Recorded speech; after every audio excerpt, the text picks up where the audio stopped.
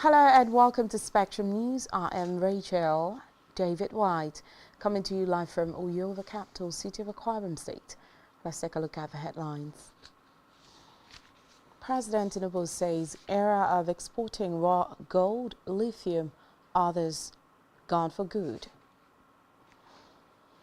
Reps assure compliance with Finance Act's speedy passage of 2024 budget. Plus, President Joe Biden arrives on solidarity visit to Israel. We'll bring you details of his stories and many more in a moment.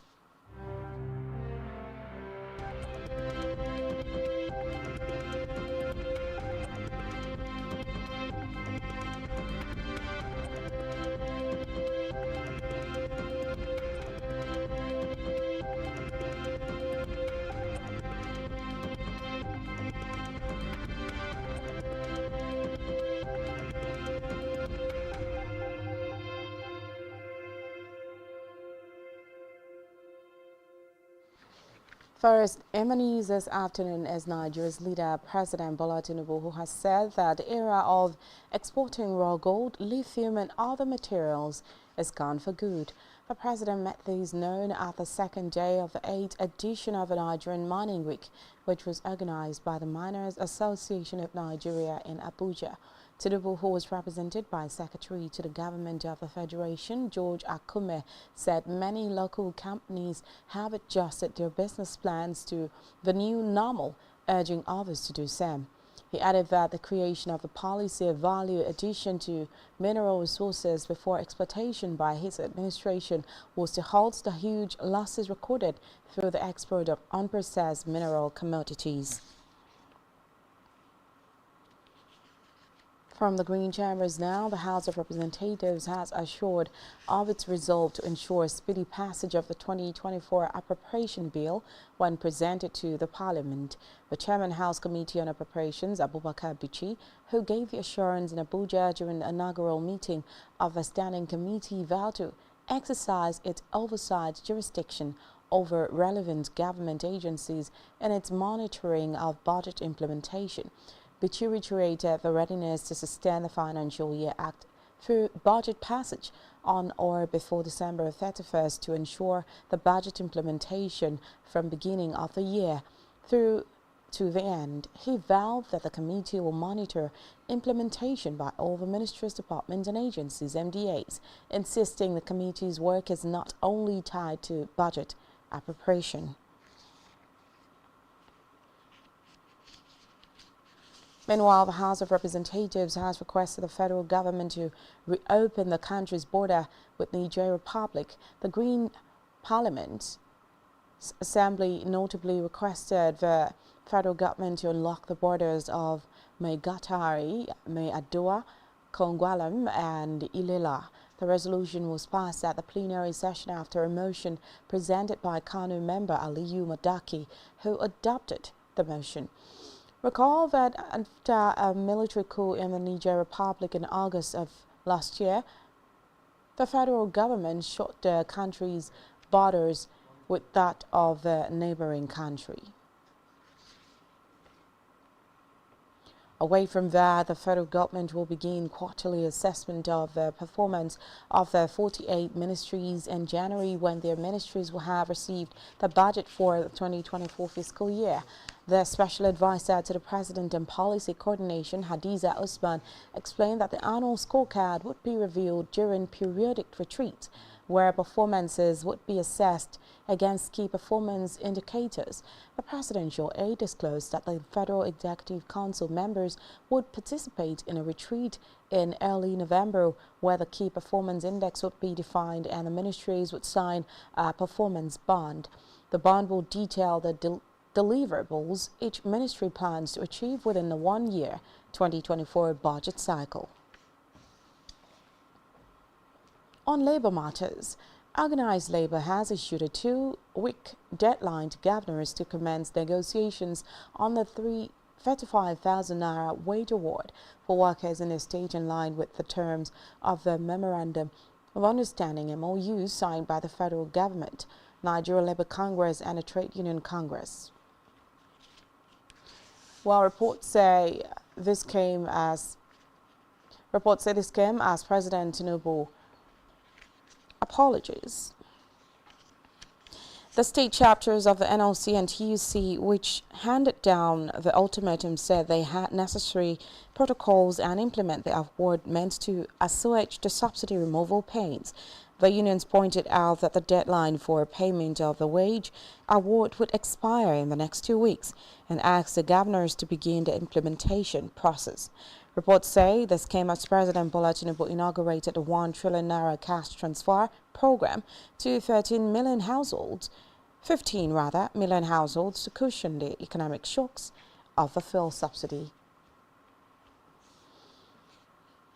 In a separate development, the National Drug Law and Enforcement Agency (NDLEA) FCT Command has unveiled new strategies to curb drug abuse and illicit trafficking in the territory.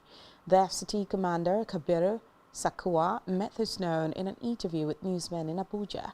Sakua said the FCT was a major gateway connecting the southern part of other parts to the country, as well as the cosmopolitan nature of the city, noting that the command had strengthened the interdiction effort as a major entry point. This, he said, were in addition to the many recreational centers like parks and gardens where a lot of social activities take place.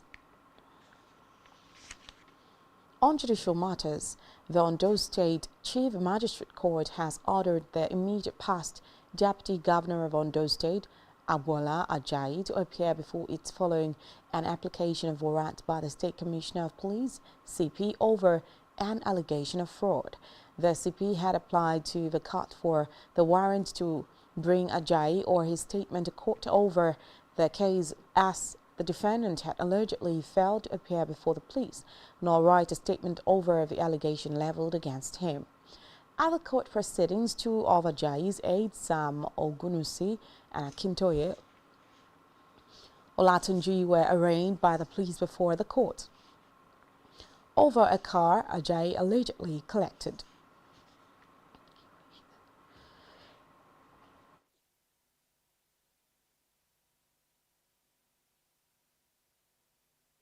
From a vehicle dealer known as Shegun Adeto. The duo were arraigned before the court on a 3-count charge bordering on fraud.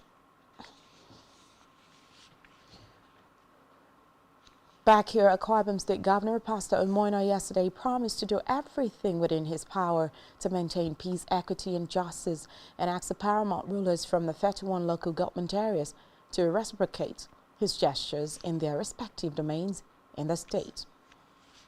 The governor made this known when he played host to the paramount rulers drawn from all 31 local government areas to seek ways of resolving the lingering issues around the leadership of the President General of the Supreme Council of Traditional Rulers at the State Executive Council Chambers, Uyo. The governor promised to sit down with the paramount rulers to look into how the matter can be resolved, but asked that the case instituted against the state government by a cross-section of the paramount rulers of Anang, Oro, and Obolo extractions be withdrawn first, so government may not be in contempt of court. Speaking on behalf of Oro Nation, the paramount ruler of Mbo, His Royal Majesty Ogwong Okunasukwa Abang, apologized on behalf of the paramount rulers from Oro Nation for not attending the first meeting earlier called by the governor to resolve the matter. Similarly, the paramount ruler of Etimekbo, His Royal Majesty Professor Amanam Odo, also apologized to the governor for not being present at the earlier meeting. On his part, the paramount ruler of Ibesipwa, Sultan Edidem Clement Ekpeyong, thanked the governor for calling the meeting and promised to work with his colleagues to resolve the issue. And now to Africa, where Algeria's Foreign Minister Ahmed Attaf has called on the international community to support the Palestinians, with whom he said Algeria stood in full solidarity as the Israel-Hamas war intensifies. Speaking at the 20th session of the Ministerial Meeting of African and Nordic countries in Algeria, Attaf said people in the Gaza Strip are living in a deplorable humanitarian condition. Meanwhile, the Algeria Supreme Security Council issued a statement stressing its rejection of occupation operations against defenseless civilians and emphasized its solidarity with the Palestinian people.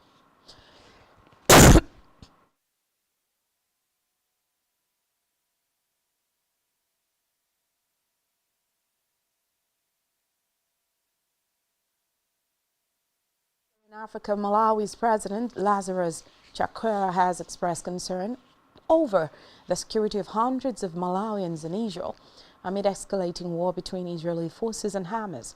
Chakwera expressed support for Israel and condemned the attack against unarmed civilians and the captivity of civilians by the militant Palestinian group Hamas. The Malawi leader calls for the cessation of the Gaza violence, which has drawn global attention.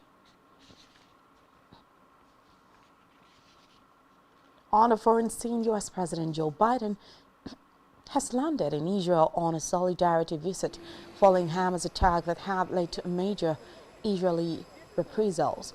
Biden, while in talk with Prime Minister Benjamin Netanyahu on his arrival, described the massacres by Hamas on October 7 as evil, saying they slaughtered 1,300 people, including 31 Americans. The U.S. President, while commenting on the hospital blast in Gaza, said he is deeply saddened and outraged by the incident, noting that it was done by the other team and not Israel. He said that the courage, commitment, and bravery of Israeli people is stunning, adding that U.S. will continue to support Israel. Still on a foreign scene, Pope Francis has called for all efforts to be made to avoid a humanitarian catastrophe in Gaza and expressed concern at risk of widening of the Hamas-Israel conflict. The 86-year-old said the victims are increasing and the situation in Gaza is desperate. The Pope called for a day of prayer, fasting and penance on October 27, including a gathering in the evening at the Peter Square, inviting members of different Christian denominations and other religions to join in.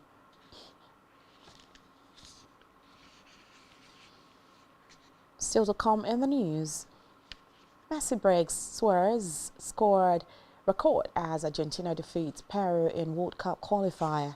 To stay with us.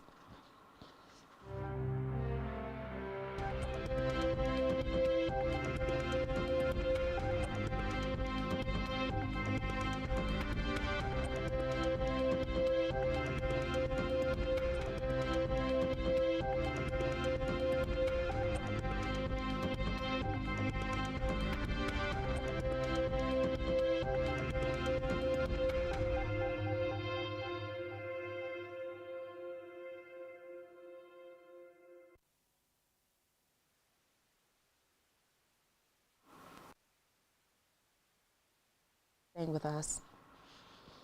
Over now to a business news. In our business news, the federal government through the Nigerian Electricity Regulatory Commission (NERC) has said that electricity demand will grow to 45,662 megawatts by 2030. This was contained in the 2022 market competition report by the Commission. According to the report, the current generation capacity was lower than what was required to meet the estimated load demand of 17,556 megawatt per hour as of 2020, and that demand is expected to grow to 45,662 megawatts by 2030.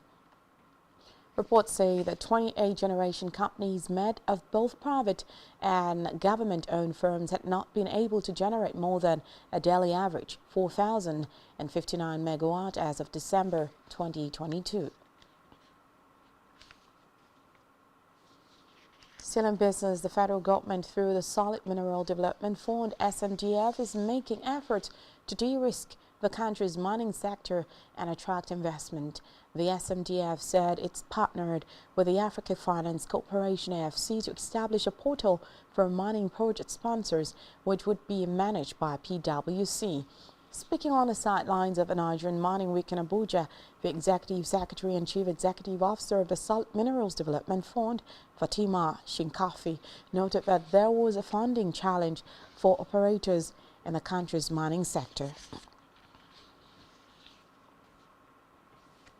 In health, the federal government has made a commitment to end continuous contamination of drinking water sources, noting that no fewer than 41% of the country's public water supply is contaminated with feces.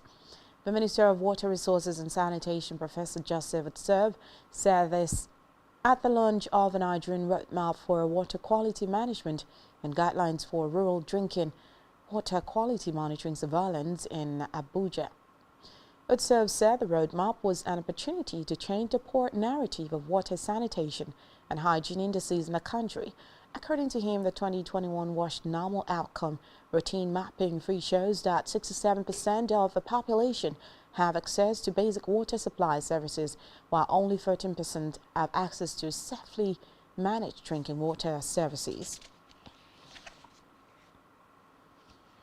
Still in health, the federal government has secured over 6 million doses of the human papillomavirus vaccine and essential supplies for the rollout of the vaccination for girls aged 9 to 14 years, meant to kick off on October 24, 2023.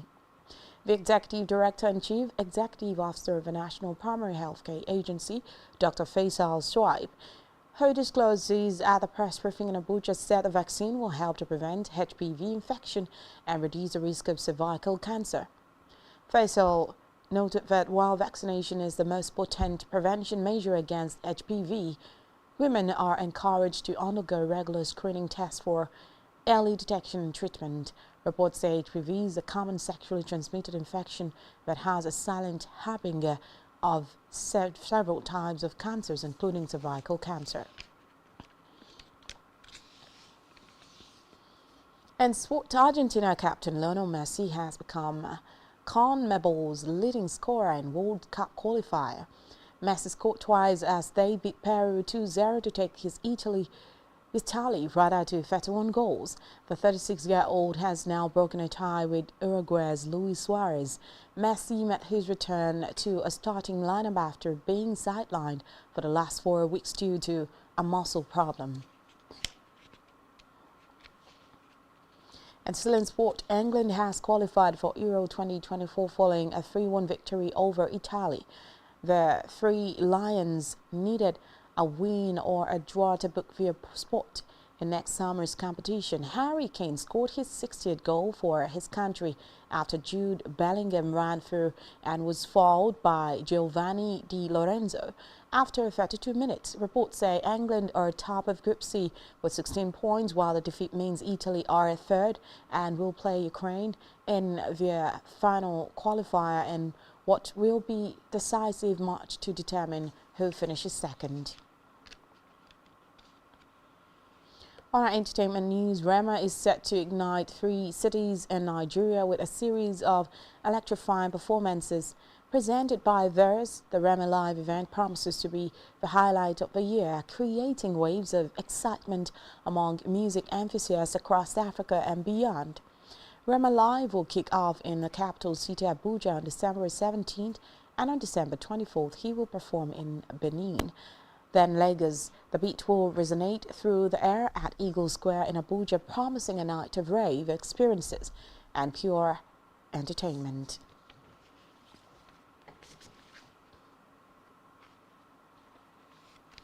And that's all we have for you at this time. Do ensure to follow us on social media and subscribe to our YouTube channel, all of which you can find on our website, spectrumtv.ng.